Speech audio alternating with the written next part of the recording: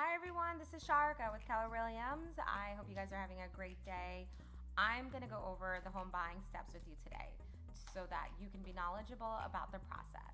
There are 10 steps I want to go over, and the first step is to, just a pre-buying process of saving your down payment. And with the amount of different loans that we have these days, and you don't really need much. Yeah, you would be if you're a veteran that served in the Army, you need 0%. And I'm sure a lot of veterans already know that.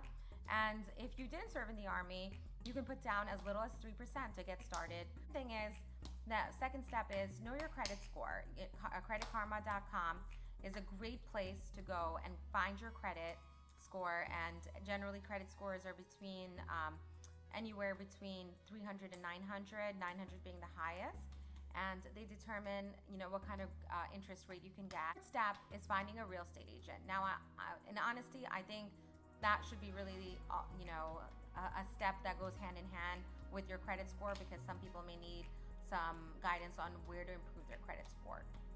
So a realtor will guide you on several steps, negotiate for you, and handle a lot of the process for you that I'm going to go over that you won't need to worry about, because the realtor is going to be aware of the step beforehand. But it's really important that you have this knowledge and know what's going on throughout the entire process. Okay, so now what you want to do is get pre-approved. So now you have your down payment, you have your credit score put together, and now your realtor has several lenders she can refer to you, or you may have a lender that you want to talk to go over what is the best product for your financial health score. So, and then once you've gotten that taken care of, you can sit down with your realtor. It's like a 30-minute consultation, generally speaking, where I go over what are your criteria for a house, what's important to you, what's important in your goals for the next 5 years, next 10 years, so that you don't outgrow your house real quickly either. So is it really critical to have a basement? What are the 5 things that are the most important? Because I'm sure we come up with a list of 10 things, and then we narrow it down to the top 5. It's very rare to get all 10, but I know that at least 5 can be accomplished. With the low inventory, especially from last year, we want to definitely stick to 5 that are the key things in your lifestyle. And then now the other step is, step number 6 is that once you find that house that makes that good fit for your family, for yourself, or for whatever you're making that purchase, we'll place an offer. And the offer in itself has steps in negotiating. And the negotiating steps in it is whether how much earnest money you're going to be giving, who's going to be the lawyer that you're going to be picking to put in that contract. All of these steps, including what kind of days of due diligence you're going to be needing in order to do your home inspection in time. So that takes me into the next step. You're going to get a home inspection. Once all of those things in the contract are cleaned up, the home inspector is also very key. You want to find, not all of them, at least in Atlanta, Georgia, are not all licensed. So you want to find a licensed home inspector, because this is a process where you're now trusting the inspector to give you all of the major defects of the house, if there are any.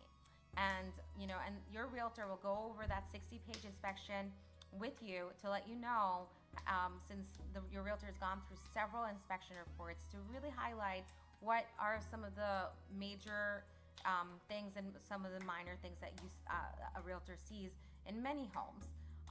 So you get an idea from there on what to negotiate with the seller by looking at the inspection report and discussing that with your realtor on how you can proceed. Sometimes you may ask the seller for more closing costs.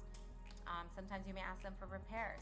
So this is another point in which there could be some renegotiating if the house doesn't appraise.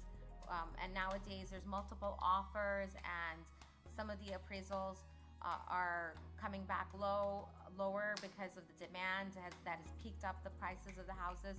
So the appraisal protects you from overpaying for the house.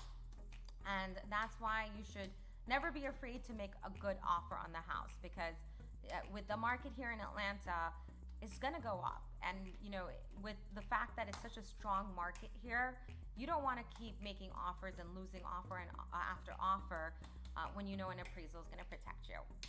And last but not least, once the appraisal is done, you're gonna you're just a few days away from the closing and the closing of the sale. And after that's done, you move in, and that's the beauty of it all.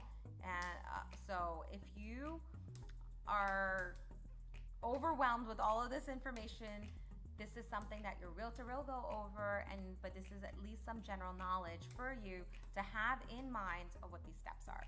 And if you need to call me to discuss any of them, please feel free to, and I hope this video helped you